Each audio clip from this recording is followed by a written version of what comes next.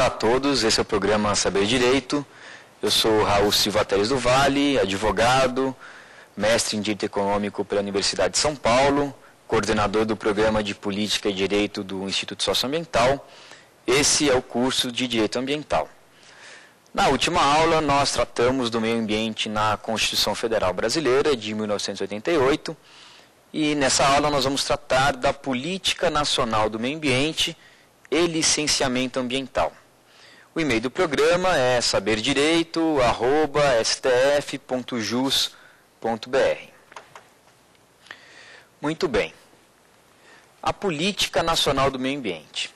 Nós vamos hoje falar sobre a Lei da Política Nacional do Meio Ambiente. A Lei da Política Nacional do Meio Ambiente é a Lei 6938 de 1981.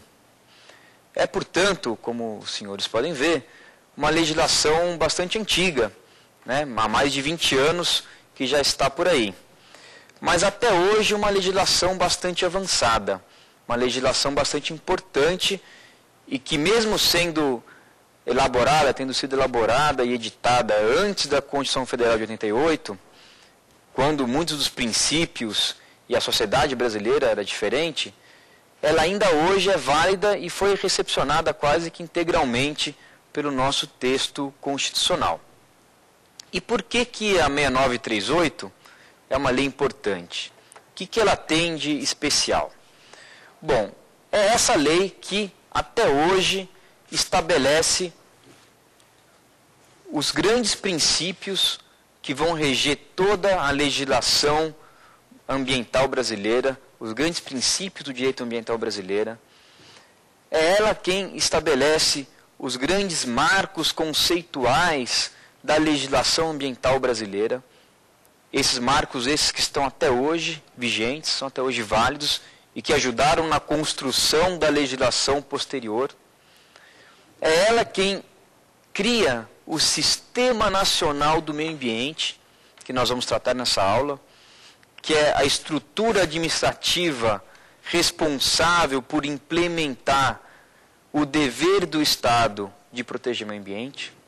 É ela quem traz os grandes instrumentos para se aplicar na gestão ambiental, ou seja, os instrumentos que ficam à disposição do poder público e da sociedade para a gestão ambiental, e é ela quem vai regulamentar, em linhas gerais, alguns desses instrumentos, alguns deles bastante importantes, e um deles que nós vamos tratar nessa aula, que é o licenciamento ambiental. Muito bem. Então, vamos pegar alguns dos princípios que a 6938 traz.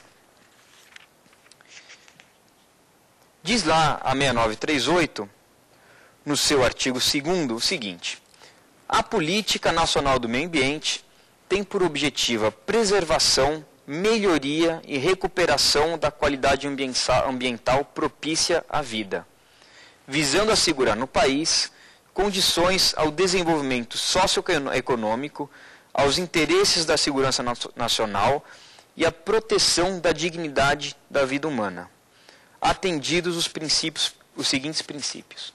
Então vejam que em 81 o legislador já falava de que o meio ambiente é ecologicamente equilibrado, é fundamental à dignidade da vida humana. Isso, para a época, é algo muito avançado e veio ser depois abrigado em nosso texto constitucional.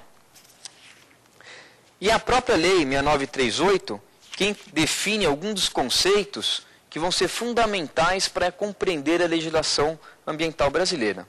Por exemplo, o conceito de meio ambiente. O conceito de meio ambiente, no ordenamento jurídico brasileiro, está definido nessa lei. Diz lá em seu artigo 3º, inciso 1º, que o meio ambiente é o conjunto de condições, leis, influências e interações de ordem física, química, biológica, que permite, abriga e rege a vida em todas as suas formas. Então está aí, esse é o conceito, digamos, jurídico, legal de meio ambiente. E é com base nele que toda a legislação posterior a 6938, toda legislação posterior, inclusive ao texto constitucional, vai tratar de meio ambiente, como esse conjunto de interações e de relações que permitem a existência e a sobrevivência da vida humana e animal e vegetal, não só a vida humana, como de outros seres vivos. E é também a 6938 quem vai definir o conceito de poluição. Isso é bastante importante. Diz a 6938, em seu artigo 3º, inciso 3º, que é poluição a degradação da qualidade ambiental resultante de atividades que direta ou indiretamente prejudiquem a saúde, a segurança e o bem-estar da população. Criem condições adversas às atividades sociais e econômicas. Afetem desfavoravelmente a biota. Afetem as condições estéticas ou sanitárias do meio ambiente, ou, e esse último inciso aqui é bastante importante, fixem, lancem matéria ou energia em desacordo com os padrões ambientais estabelecidos. Portanto, para a Lei da Política Nacional do Ambiente, e portanto para a legislação brasileira, o que é poluição? Poluição é qualquer tipo de lançamento de efluentes, sejam líquidos, sejam gasosos, sejam sonoros, que vão afetar a qualidade de vida, a saúde humana, a saúde animal ou vegetal, independente de ser humana, mas principalmente que é lançado em desacordo com os padrões ambientais estabelecidos. Isso quer dizer o quê? Que, portanto, existe uma poluição admitida pela legislação. Qualquer atividade humana gera alguma alteração no ambiente natural. Isso é inexorável, isso é necessário. E qualquer alteração no ambiente natural vai causar ou vai afetar alguém, seja a saúde pública em geral, seja o meio ambiente onde todos nós estamos, seja alguma vida animal ou vegetal. Isso é necessário. Mas, para poder produzir, para poder sobreviver, para poder ter cidades, indústrias, para poder ter bens de consumo, nós precisamos sim usar recursos naturais, precisamos interferir na qualidade dos recursos naturais. E, portanto, a lei brasileira, assim como em todos os países permite um nível aceitável de poluição. Ou seja, existe um nível aceitável de poluição que a sociedade, por meio da legislação, admite.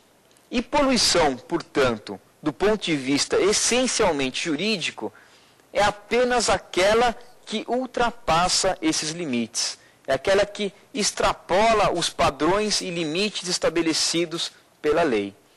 Portanto, nem toda poluição, digamos assim, é uma poluição ilegal. A poluição do ponto de vista jurídico é apenas aquela que excede a poluição permitida em lei. E isso é bastante importante, porque isso vai ter consequências, inclusive, no campo da responsabilidade civil. Imaginemos um caso de um rio limpo, em que é usado para determinadas funções, para pesca, para lazer, para abastecimento público. É um rio que as pessoas aproveitam e de um dia para o outro ele aparece com um cheiro esquisito, aparece com uma cor esquisita na água, né? E o cidadão vai querer saber o que está acontecendo e descobre que foi instalada uma fábrica na beira desse rio e que essa fábrica está lançando poluentes no rio. O cidadão vai falar, bom, isso não pode ser, esse rio aqui era super limpo e essa fábrica está jogando esgoto nesse rio, eu vou denunciar as autoridades ambientais competentes, vou chamar aqui o IBAMA e vou falar para ele autuar essa fábrica, porque não pode ser que ela está aqui poluindo o meu rio, né? O IBAMA, então, vai fazer o quê? Ela vai chegar na fábrica e vai pedir a licença ambiental dessa fábrica. Se essa fábrica tiver licença ambiental e ele for lá medir os efluentes que estão sendo lançados e verificar que aqueles efluentes estão dentro dos padrões e parâmetros estabelecidos em lei, aquela poluição que para o cidadão é uma poluição porque ele prejudica, ele consegue ver que prejudica aquele rio que ele nadava passa a ser um rio que ele já não tem mais tanta vontade de nadar, porque ele passa a ser um rio que está sujo, que está com uma coisa esquisita ali, mas se aquilo está dentro dos padrões estabelecidos para a qualidade de água daquele rio e aquele efluente está sendo lançado dentro dos padrões estabelecidos para aquele tipo de efluente, aquilo não é poluição. E aquela fábrica, portanto, não está fazendo nada de ilegal. Ela está dentro da lei, fazendo algo dentro do que a lei permite, dentro dos padrões de lançamento de efluentes estabelecidos pela lei. Portanto, esse cidadão, se quiser alterar aquilo, ele vai ter que não só brigar contra aquela fábrica que está dentro da lei, mas ele vai ter que se juntar a outros cidadãos e brigar para mudar a lei, ou para mudar o regulamento que estabeleceu que se podia lançar um efluente com aquela concentração naquele rio. Então, esse é o conceito legal de poluição. Acho importante a gente ter isso bem claro, porque isso é algo que as pessoas nem têm muita clareza muitas vezes, né? Acham que qualquer tipo de lançamento é um lançamento ilegal, ou que qualquer tipo é um lançamento legal. Mas não, existem várias regras que regulamentam poluição atmosférica, poluição sonora, poluição hídrica, principalmente esses três, e que está baseado nesse conceito de poluição estabelecido pela 6938. Bom, um dos princípios fundamentais estabelecidos pela 6938 está lá em seu artigo 2º. Diz ela que a Política Nacional do Ambiente deverá atender os seguintes princípios: proteção dos ecossistemas com a preservação de áreas representativas. Então aqui é com base nesse princípio que o poder público cria unidades de conservação, parques nacionais, estaduais, estações ecológicas, reservas biológicas, reservas extrativistas. As várias categorias de unidades de conservação são criadas a partir da obrigação estabelecida nessa lei e depois abrigada no texto constitucional de que deve o poder público trabalhar para preservar os ecossistemas nativos, criando áreas protegidas onde esses ecossistemas possam sobreviver independentemente da ação humana. Outro princípio, controle e zoneamento das atividades potencial ou efetivamente poluidoras. Então é obrigação do poder público fazer o chamado zoneamento industrial. Isso ocorre já há muitos anos no país, principalmente nos grandes centros urbanos e industriais do sul e sudeste do país, em que o poder público cria zonas especiais onde atividades industriais podem ser estabelecidas para separar as atividades industriais, que são naturalmente poluentes, das zonas urbanas residenciais onde as pessoas vivem e que, portanto, se misturadas, iria causar grandes e graves problemas para a saúde pública. Deve também, segundo esse artigo, o poder público recuperar as áreas degradadas, proteger as áreas ameaçadas de degradação e promover a educação ambiental em todos os níveis do ensino, inclusive a educação da comunidade, objetivando capacitá-la para a participação ativa na defesa do meio ambiente. Então, aqui também na 6938 que veio a ideia de que cabe ao poder público promover a educação ambiental, que é uma das ferramentas mais importantes que nós temos hoje para a defesa do meio ambiente, que é criar a conscientização de todos nós, cidadãos, inclusive dos tomadores de decisão, de que a questão ambiental é importante, que tem que ser um aspecto relevante na gestão da coisa pública. Bom, todos esses princípios, é importante frisar, foram albergados no texto constitucional. Então, a 6938, que foi editada vários anos antes da Constituição de 88, trouxe princípios que depois foram não só recepcionados, mas muitos deles repetidos no próprio texto constitucional.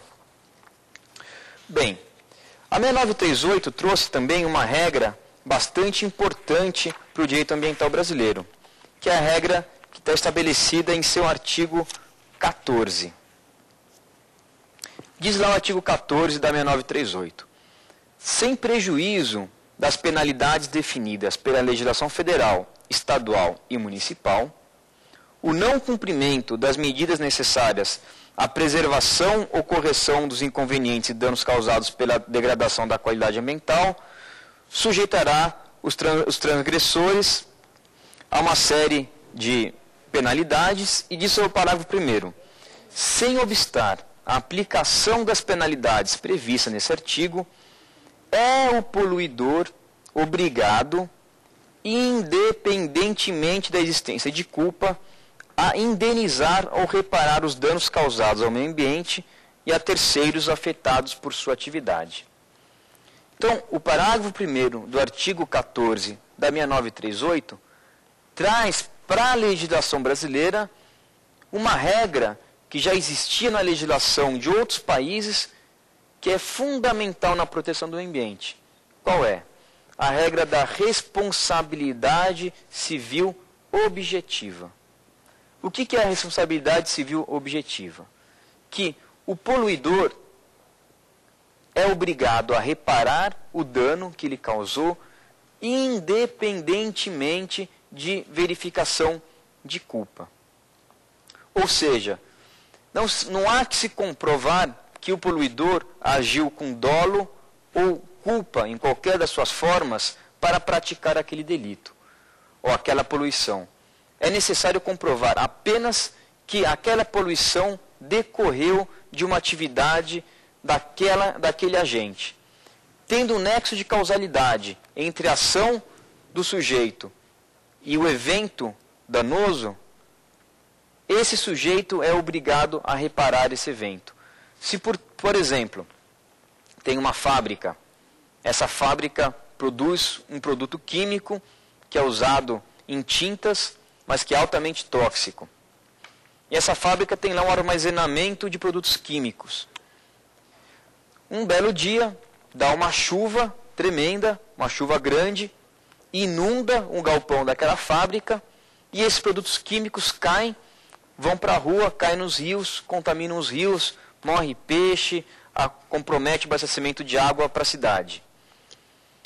O dono da fábrica vai alegar o seguinte: olha, eu não tive culpa nisso. Eu tinha lá os meus galões com o meu produto químico ali guardadinho dentro da minha fábrica, como eu tinha que fazer, mas veio uma chuva, que eu não controlo a chuva, ela entrou no meu galpão e foi a chuva, portanto, o evento de força maior, que fez com que houvesse essa poluição, esse desastre. E, portanto, eu não tenho culpa, eu não sou obrigado a ter que indenizar as pessoas que ficaram sem poder pescar, ou que não puderam beber água, ou que tiveram qualquer tipo de contaminação, qualquer problema de saúde em função desse desastre. Pela 6938, ele tem sim o dever de indenizar, porque a responsabilidade é objetiva.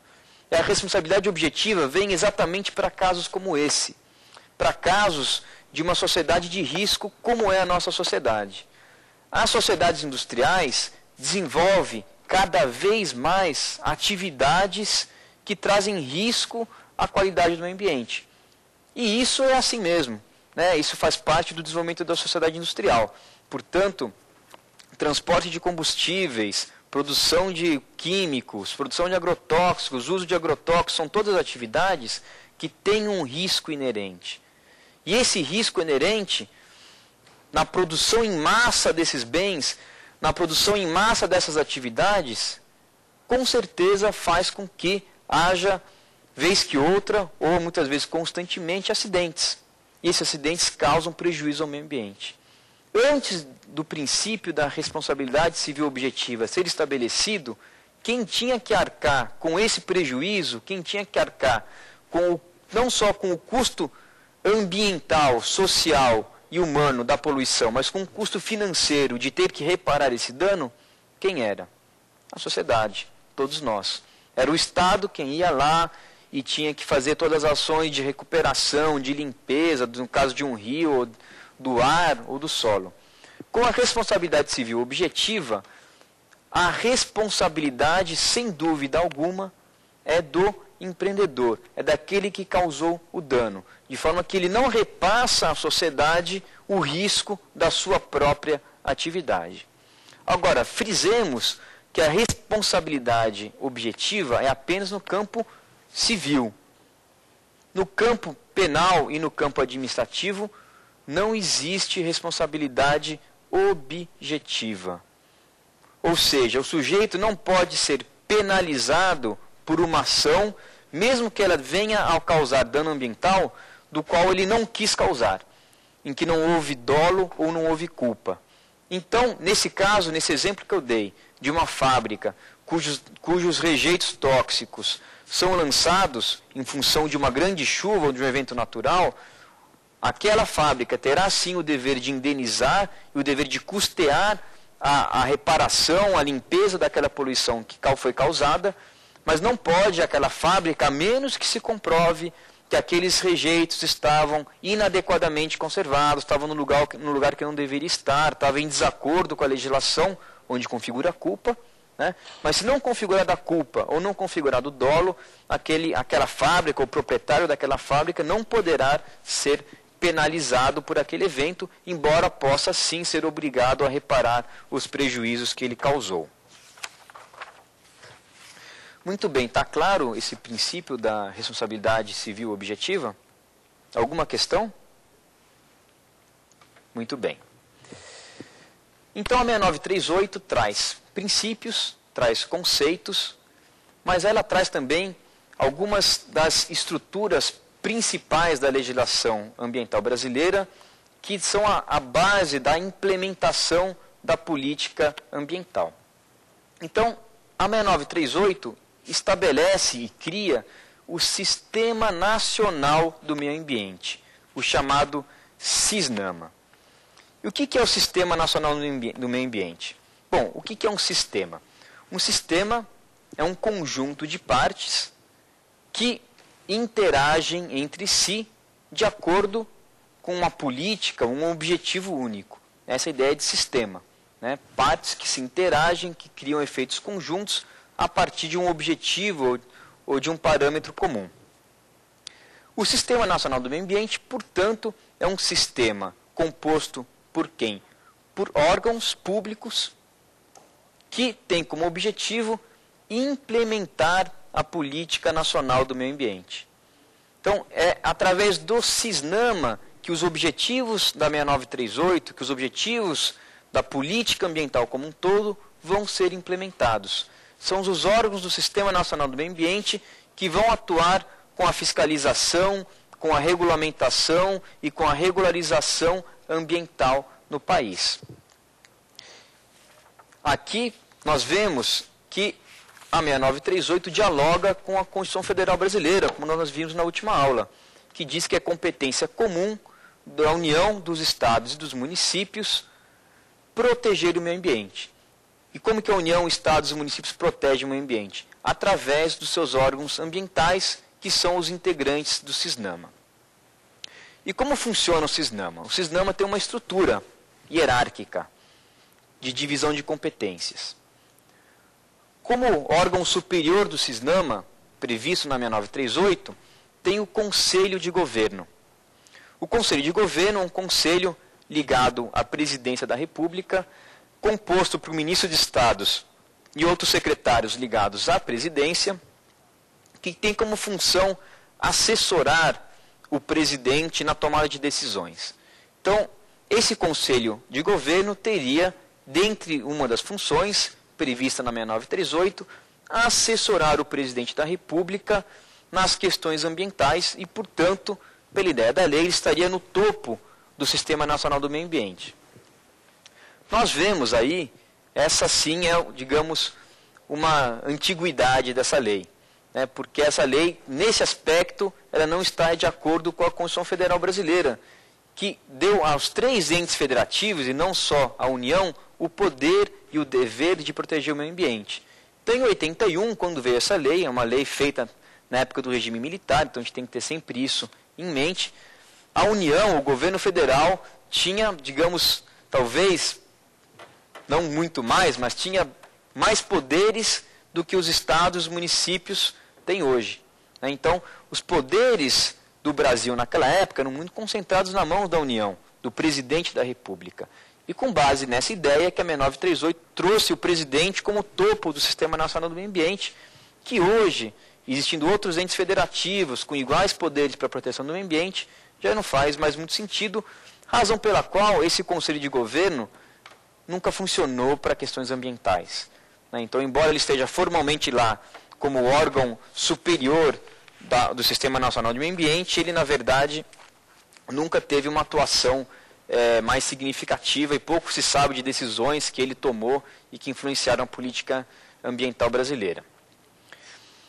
Um outro órgão, abaixo na hierarquia do CISNAMA, mas de importância fundamental, é um órgão consultivo e deliberativo, que é o Conselho Nacional do Meio Ambiente, o CONAMA.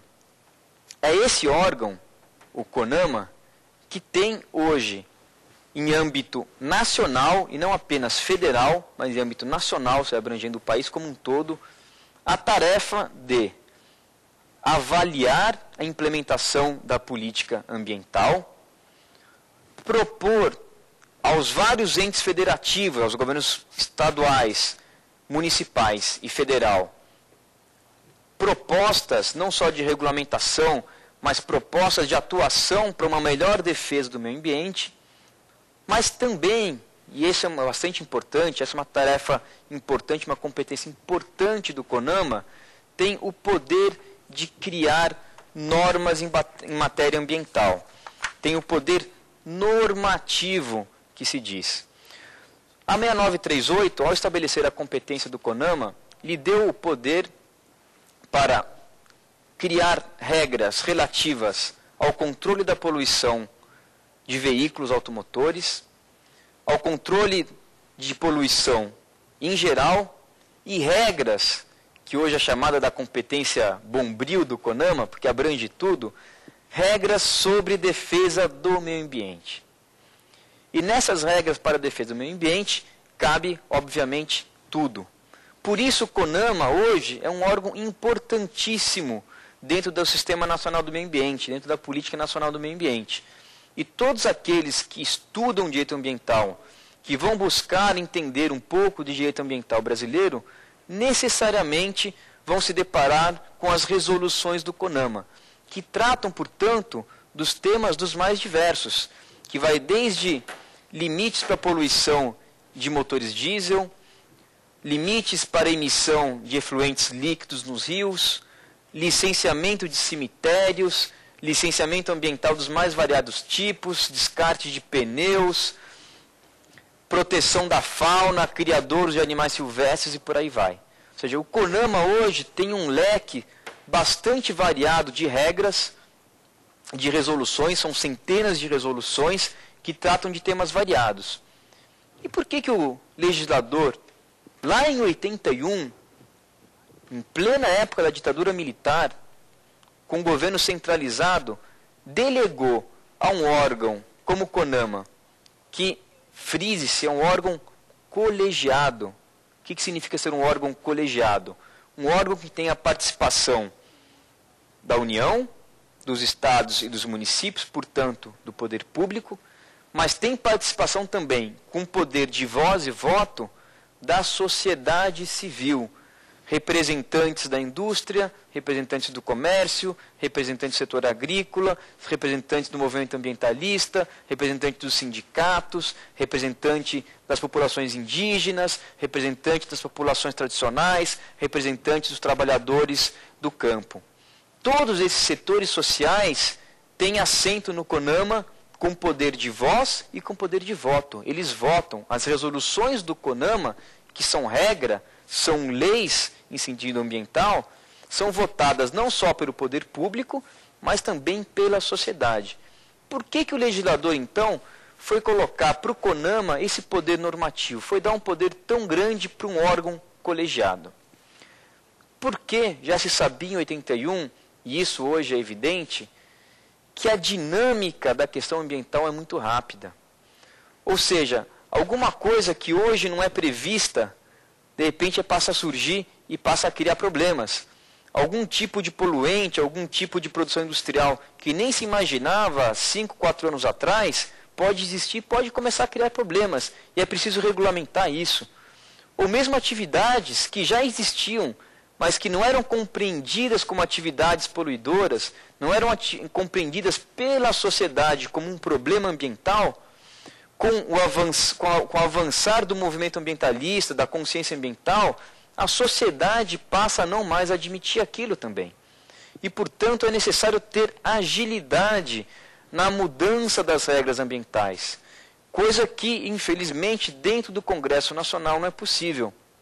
O Congresso Nacional, todos nós sabemos, que é um órgão importantíssimo, mas bastante moroso, que para aprovar leis, e tem que ser assim mesmo, é demorado, tem que conseguir um consenso grande, tem que passar por várias comissões, por vários debates, tem leis que ficam 10, 15, 20, 30, 40 anos para ser aprovada. Não podemos, nós, sociedade, ficar à mercê de um Congresso Nacional, por exemplo, para poder aprovar um regulamento que vá limitar a emissão de um poluente, de uma atividade industrial nova que surgiu há 3, 4 anos para cá, que vem causando prejuízo a todos nós e que precisa ter uma regra que diz, olha, não pode lançar mais esse poluente, ou esse poluente vai ser lançado dentro desses limites que foi avaliado que é condizente com a saúde, com a preservação da saúde pública. Se fosse demorar 15, 20 anos para isso, nós estaríamos condenados a absorver, a ter que conviver com uma poluição que não nos é prejudicial, porque há o órgão moroso que vai demorar para conseguir colocar um limite.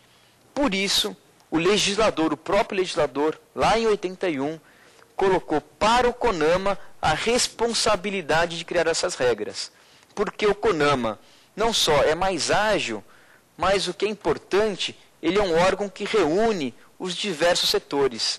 Ele é um órgão que reúne não só os 3 entes federativos, mas os vários setores sociais que, ao sentar na mesa, ao debater um tema, vão poder chegar a uma conclusão, a um consenso dentro daquilo que é mais razoável para todos. Ou seja, onde não vai preponderar o interesse de um ou de outro exclusivamente, mas vai ser feita uma regulamentação que leve em consideração os interesses, as limitações, as necessidades de todos os setores. E eu posso dizer que, nesse tempo todo de funcionamento do CONAMA, o CONAMA foi criado em 81, mas ele passou a funcionar em 86. De 86 para cá, ele editou uma quantidade grande de resoluções, grande parte delas vigentes até hoje, fundamentais para garantir a qualidade do meio ambiente no país.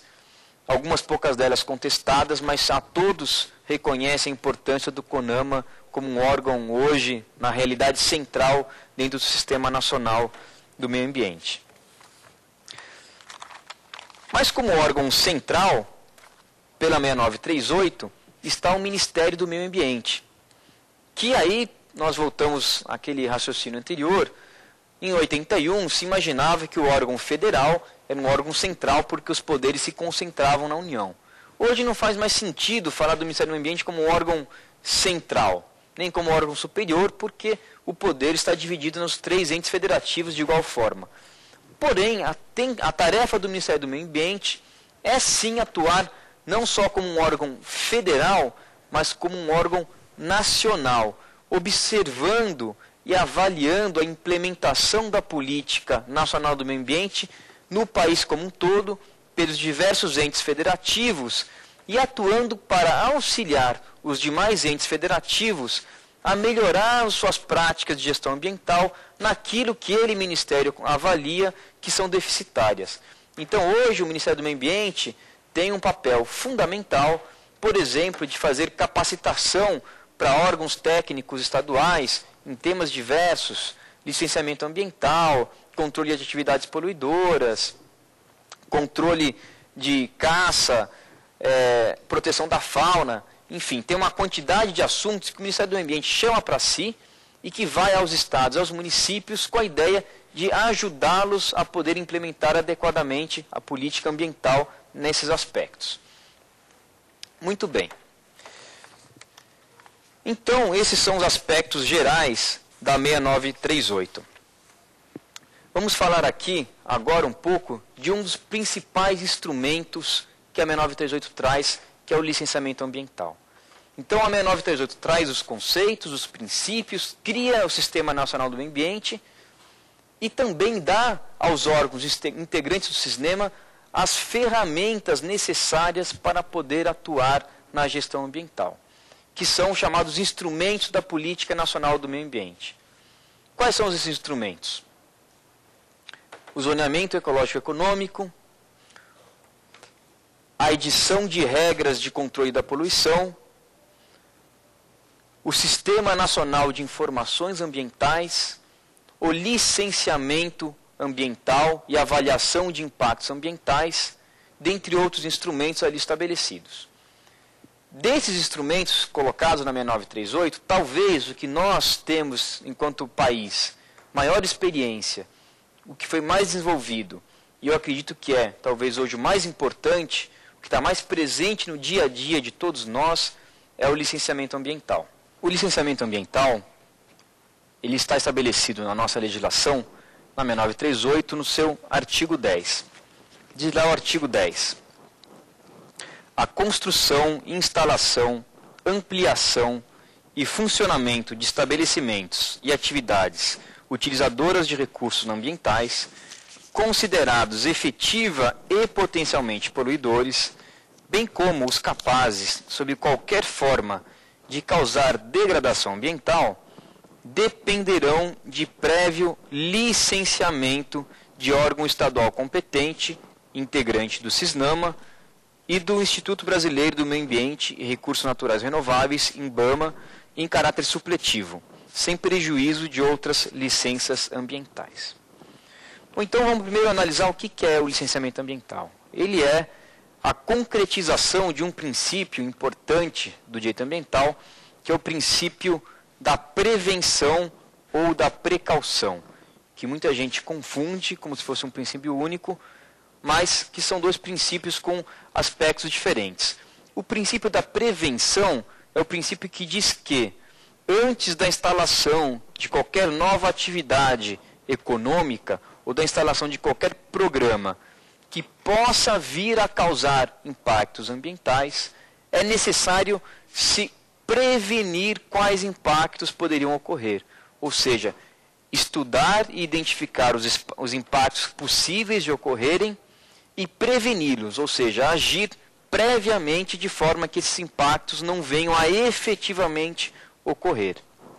Então, esse princípio da prevenção está cristalizado na nossa legislação, na 6938, e depois no texto constitucional, quando exige para instalação de obras capazes de causar poluição ou degradação ao ambiente, a necessidade de licenciamento prévio, que é o licenciamento, uma das formas de avaliação de impactos ambientais, que é um dos instrumentos da 6938, um dos instrumentos da Política Nacional do Meio Ambiente.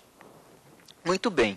Então, o licenciamento o que é? Ele nada mais é do que o exercício da atividade de poder de polícia, do poder público, que exige para cada empreendimento e para cada empreendedor que antes dele ser instalado, que ele passe por um processo de avaliação de impactos. Ou seja, a instalação de um empreendimento que possa causar degradação ambiental não pode ser feita sem a autorização prévia do poder público. É obrigação do poder público avaliar e autorizar ou não a instalação de qualquer empreendimento que possa vir a causar significativos danos ambientais. Muito bem. Então, o que deve ser licenciado? Que tipo de obras ou atividades ou empreendimentos que deve ser licenciado, que deve passar por licenciamento ambiental? Qualquer empreendimento, será? Bom, qualquer empreendimento, qualquer atividade, nós sabemos, causa sim algum tipo de degradação ambiental. Desde a instalação da padaria na esquina da sua casa, em que vai lançar fumaça do seu forno, que vai consumir lenha para o forno, vai consumir gás, que vai ter máquinas trabalhando e que vai causar algum tipo de poluição sonora, até grandes hidrelétricas, grandes rodovias, usinas nucleares, todos esses causam, cada um na sua medida, degradação, algum tipo de alteração no meio ambiente. Todos deveriam ser licenciados? Não. Diz a 6938 que devem passar por licenciamento ambiental apenas aqueles que possam causar significativo impacto ambiental. Ou seja, aqueles que causam impacto ambiental considerado significativo. Mas considerado por quem? Quem é que vai considerar um impacto ambiental significativo? Bom, o próprio legislador, nesse caso o CONAMA, já estabeleceu um rol de atividades consideradas efetivamente poluidoras e que, portanto, devem necessariamente passar por processo de licenciamento ambiental, sem o qual elas não podem ser instaladas.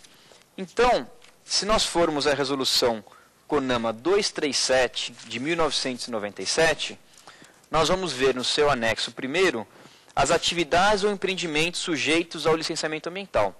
E aí tem uma lista extensa de atividades que tem, por exemplo, atividade de extração e tratamento de minerais, indústria de produtos minerais não metálicos, indústria de material elétrico, eletrônico e comunicações, indústria de madeira, indústria de borracha, indústria de couro e peles, indústrias diversas, obras civis como rodovias, ferrovias, hidrovias, metropolitanos, barragens e diques, canais para drenagem, retificação de cursos d'água, terminais de transporte, atividade de turismo, inclusive, complexos turísticos de lazer, inclusive parques temáticos e autódromos, atividades agropecuárias, projetos agrícolas, projetos de criação de animais, projetos de assentamento de reforma agrária ou de colonização.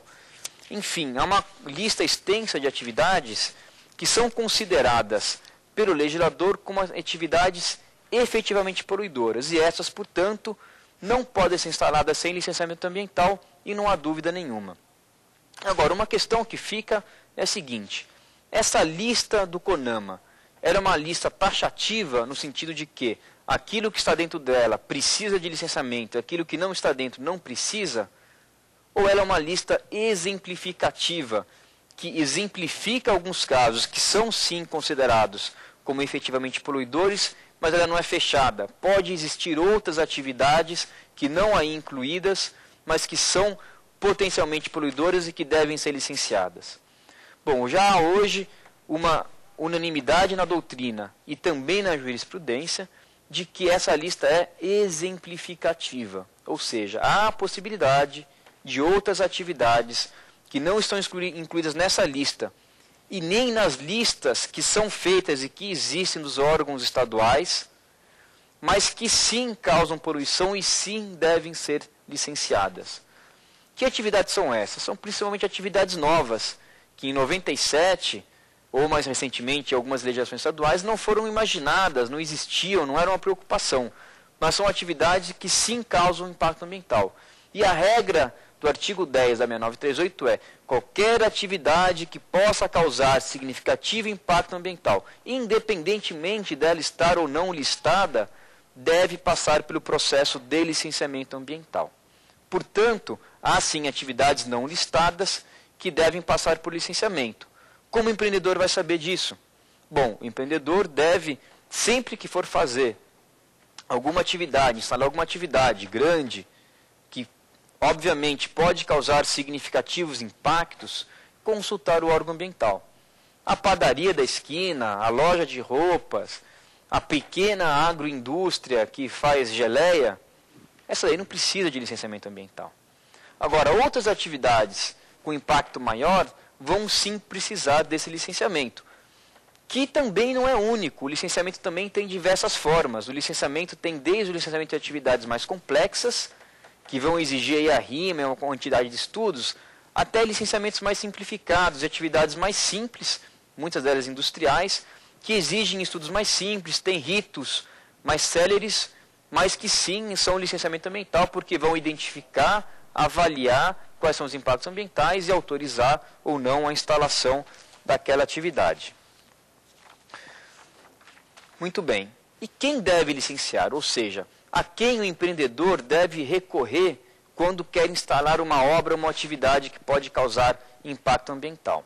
Segundo o artigo 10 da 6938, cabe ao IBAMA licenciar as obras e atividades que sejam desenvolvidas na fronteira do Brasil com outros países, ou que tenham impacto em outros países, ou cujo impacto supere o âmbito geográfico de um Estado da Federação, que afetem terras indígenas, unidades de conservação federais, que sejam executados no mar territorial ou que, de alguma forma, digam respeito a atividades nucleares. Então, a competência do IBAMA é para uma quantidade de assuntos, terras indígenas, atividades nucleares, executados no mar territorial, mas principalmente para aquelas atividades cujos impactos vão superar o âmbito de um Estado, vão pegar mais de um Estado da Federação, que é o que nós chamamos de impacto regional.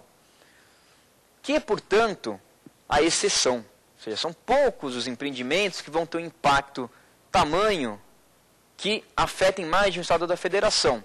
Quais são esses tipos de empreendimentos? Rodovias que passam, as rodovias federais que passam por vários estados, hidrovias que passam por vários estados, às vezes hidrelétricas que ou são feitas em rios que separam dois estados e, portanto, alagam dois estados, ou às vezes são de tal tamanho que vão afetar um rio que passa por vários estados e, portanto, vai afetar mais de um estado, mas, digamos, são as grandes obras que são de competência do IBAMA. O restante das obras são de competência de quem? Dos órgãos estaduais. Então, a regra no país é de que os órgãos estaduais são os competentes para executar o licenciamento ambiental. Então, a grande parte dos licenciamentos estão a cargo dos órgãos estaduais. Agora, importante, a resolução CONAMA 237, que estabelece também regras de licenciamento ambiental, colocou para os municípios competência para licenciar algumas atividades de impacto unicamente local. Ou seja, uma pequena indústria, ou mesmo uma padaria grande, que do ponto de vista do Estado é um pequeno impacto, do ponto de vista do IBAMA, então é algo que não lhe interessa, mas muitas vezes para o poder público municipal, para aquele município, para as pessoas que estão ali, pode ser sim uma fonte de transtornos e que, portanto, deve ser licenciado. Essa competência estabelecida pela 237 para os municípios é super polêmica. Por quê? Dizem os juristas que a 6938 não previu essa competência e que, portanto, não poderia uma resolução do CONEMA criar uma competência não prevista em lei, já que competência é reserva legal. Só a Constituição ou a lei é que pode distribuir competências. Jamais uma resolução do CONAMA, que é uma norma infralegal. Essa discussão já foi parar no judiciário e não há, até hoje, uma pacificação das decisões judiciais quanto a isso.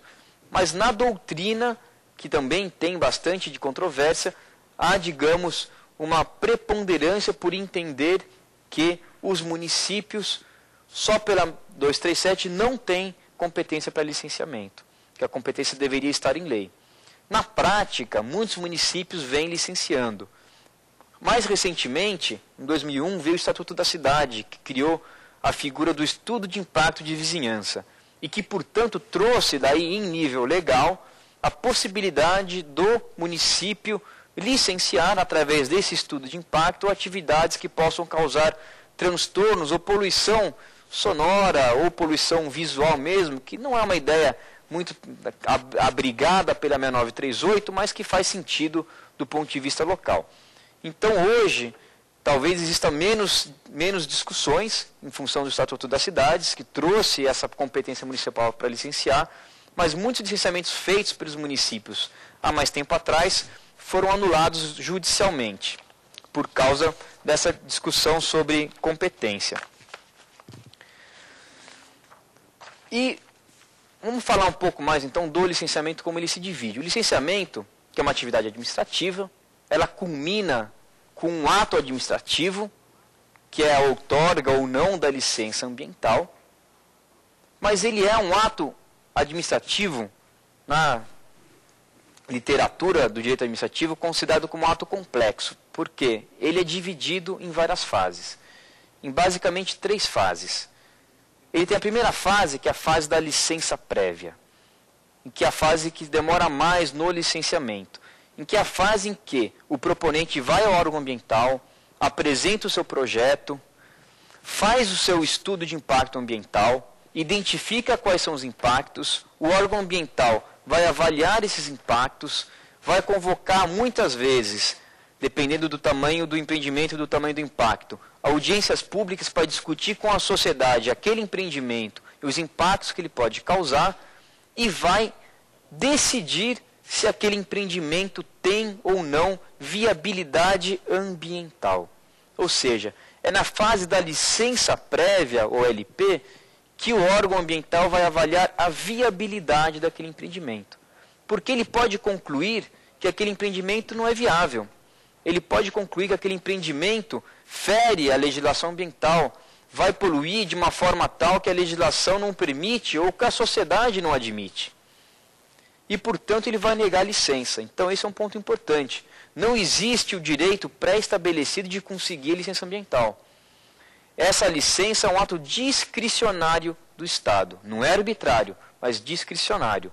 Portanto, desde que o Estado avalie que sim pode implantar, que sim há viabilidade ambiental, ele vai outorgar a licença prévia. Uma vez outorgada a licença prévia, o empreendimento também não pode se instalar imediatamente. Existe uma outra fase, que é a fase da licença de instalação. Ou seja, para a obra poder começar a ser construída, tem que ter a licença de instalação, em que o órgão ambiental vai avaliar o projeto básico, vai colocar as condições específicas que aquela obra pode ser construída. Dada a licença de instalação, a obra começa a ser construída e, uma vez finalizada, também não pode começar sem uma última autorização do Estado, que é a licença de operação. Essa licença de operação vai avaliar se aquele empreendedor cumpriu com todas as condições que foram estabelecidas durante o processo de licenciamento, e se todas foram cumpridas, ele autoriza o seu funcionamento. Se não foram cumpridas, ele vai segurar essa licença de operação e exigir do empreendedor que cumpra com todas as obrigações assumidas durante o processo de licenciamento ambiental. Portanto, o licenciamento ele é feito em 3 fases. Essas 3 fases são divididas no tempo e cada uma delas tem também prazos de validade. Segundo a resolução CONAMA 237, a licença prévia tem um prazo máximo de 5 anos de validade. Ou seja, se o empreendimento conseguiu a licença prévia e em 5 anos não começou ou não pediu a licença de instalação, aquela licença perde a validade, ele tem que, se quiser fazer aquele empreendimento, tem que começar tudo de novo. Assim também com a licença de instalação, que tem um prazo máximo de 6 anos, e a licença de operação, que também tem prazo de validade.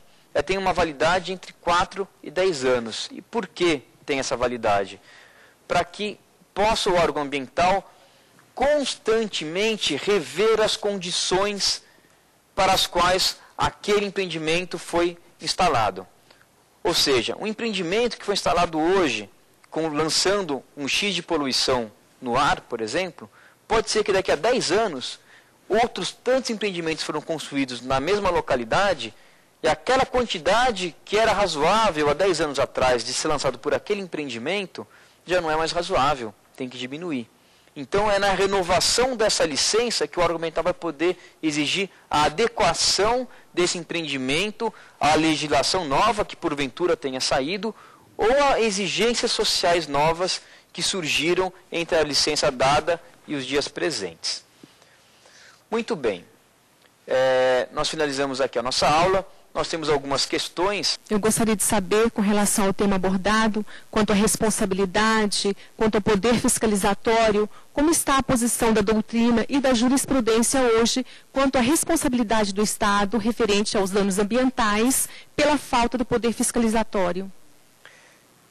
A jurisprudência reconhece amplamente a responsabilidade por omissão do Estado, se essa é a sua questão. Ou seja, o Estado tendo o poder e o dever de combater a poluição, de prevenir a poluição, se há uma degradação ambiental decorrente de uma omissão do Estado, que o Estado deveria fiscalizar e não fez, a jurisprudência ampla e majoritária reconhece a responsabilidade do Estado também na indenização daquele dano. Agora, também há na doutrina e na jurisprudência uma reflexão bastante importante de que, embora seja, sim, possível responsabilizar o Estado por omissão, essa responsabilidade muitas vezes é injusta. Não porque o Estado não fez e foi omisso, mas porque ao responsabilizar civilmente e monetariamente o Estado, você está responsabilizando, na verdade, a própria sociedade.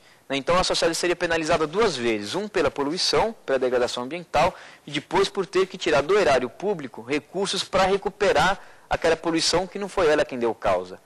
Então, sim, existe hoje, de forma majoritária, um reconhecimento jurisprudencial da responsabilidade por omissão, mas ela vem sendo mitigada mais recentemente em função dessa reflexão.